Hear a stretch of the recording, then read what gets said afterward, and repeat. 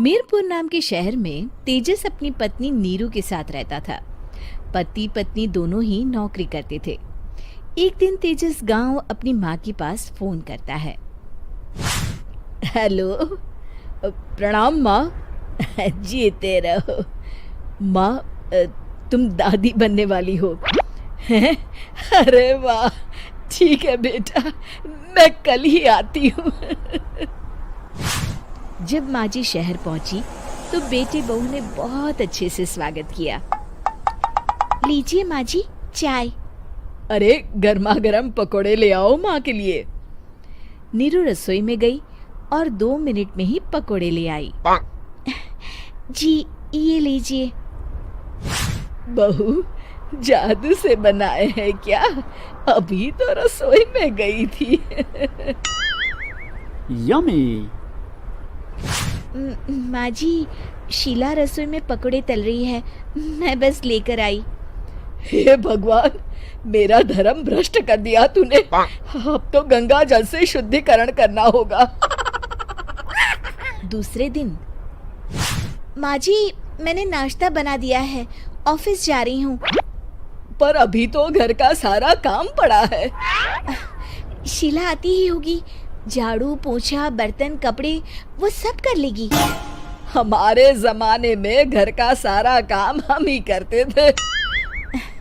जी माँ जी, आप बहुत होशियार हैं, मैं घर ऑफिस दोनों नहीं संभाल पाती।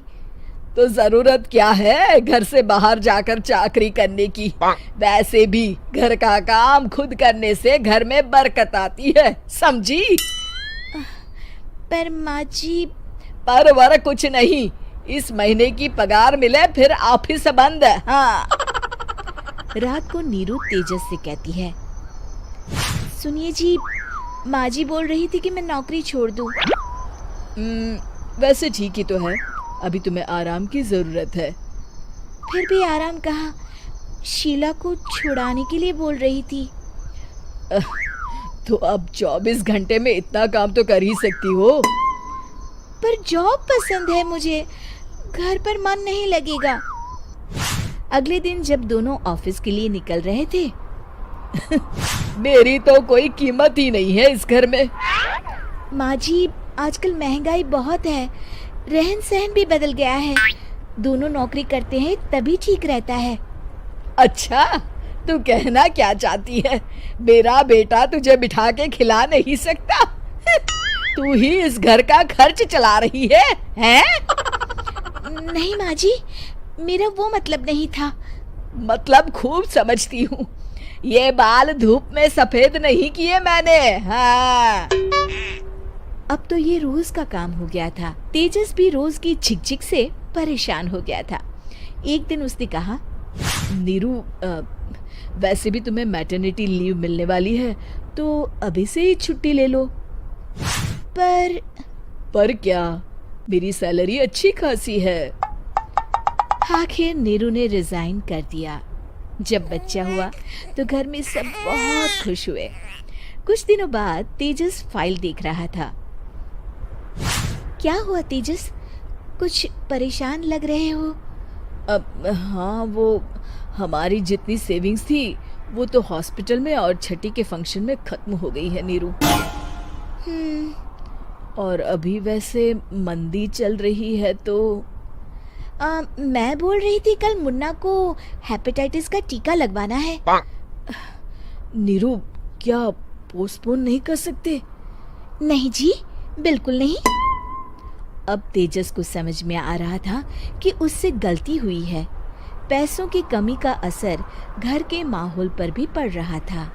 अगले दिन, बेटा मेरा चश्मा और ये दवाइयाँ ले आना, पर्चा देते हुए माँ जी ने कहा। जी।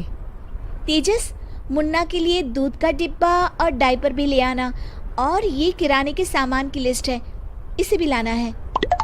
तेजस गुस्से में लिस्ट मरोड़कर फेंकता है और चिल्लाता है, पैसे क्या पेड़ पर उगते हैं? ये ले आना, वो ले आना। अरे पर ये जरूरत का सामान ही है। वो गुस्से में बिना कुछ कहे ऑफिस चला गया। अरे लंच तो ले जाइए। नीरू दौड़कर डिब्बा पकड़ाती है। एक दिन खाना खाने के बाद, नीरू,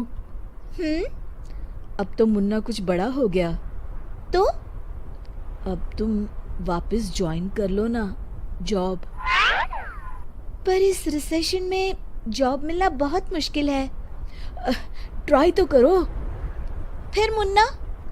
माँ जी है ना, और एक फुल टाइम मेड भी लगा लेंगे। पर माँ जी, उन्हें तो पसंद नहीं।